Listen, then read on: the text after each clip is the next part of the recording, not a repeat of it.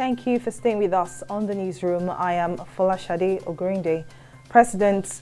Senate President Ahmed Lawan says crude oil thieves are the worst enemies of the country. Speaking on Friday at a joint session of the National Assembly shortly before President Muhammadu Buhari presented the 2023 appropriation bill, Lawan said if measures are not taken to stop the trend, the country's economy would end up in turmoil.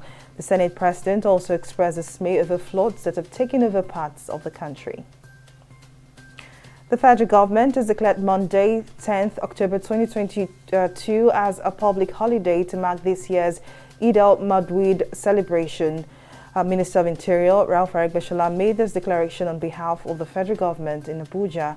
Aregbesola admonished all to imbibe the spirit of love, patience, tolerance and perseverance.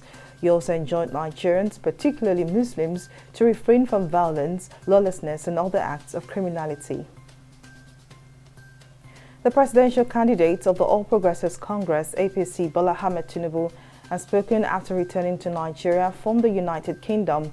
Tinubu's long absence led to rumors about his whereabouts and his health status.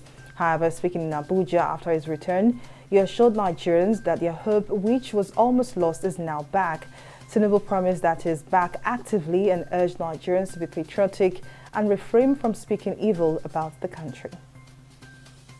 A study has suggested that COVID-19 rebound may be likely due to a robust immune response rather than a weak one in patients who had taken Pfizer's oral antiviral Paxlovid. The study was led by scientists at the National Institute of Allergy and Infectious Diseases, part of the National Institutes of Health. The trial results also did not support the hypothesis that the 5-day course of Paxlovid was too short for the body to develop a strong immune response to the novel coronavirus. In business, the Lagos Chamber of Commerce and Industry has said demands by multiple regulatory agencies and high production costs are kicking manufacturers out of the business. In a statement signed by its Director General Chinyere Almona, the Chamber explained poor power supply remained a major burden on businesses. Speaking further, the LCCI DG added that the security situation has reached very worrisome and frightening dimensions. President Joe Biden says the risk of nuclear Armageddon is the highest it has been for 60 years after Russian President Vladimir Putin renewed his threats as his military retreats in Ukraine. In remarks at a reception for the Democratic Senatorial Campaign Committee, Biden said it was the first time since the 1962 Cuban Missile Crisis that there has been a direct threat of nuclear weapons being used. Late last month, Putin renewed nuclear threats he made at the onset of Russia's invasion as he announced the call-up of 300,000 Russian troops after his military forces suffered severe setbacks on the battlefield in Ukraine.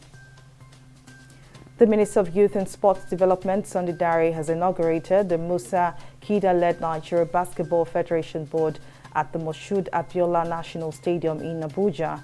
Dare described the inauguration as significant for the growth of basketball in Nigeria and a forward leap in the mandate of the ministry in supporting federations for the development of sports, challenging the new board to embrace reconciliation and a review of its constitution to ensure inclusiveness. That's it from the newsroom. Many thanks for watching. I am Folashade Ogurinde. Bye for now.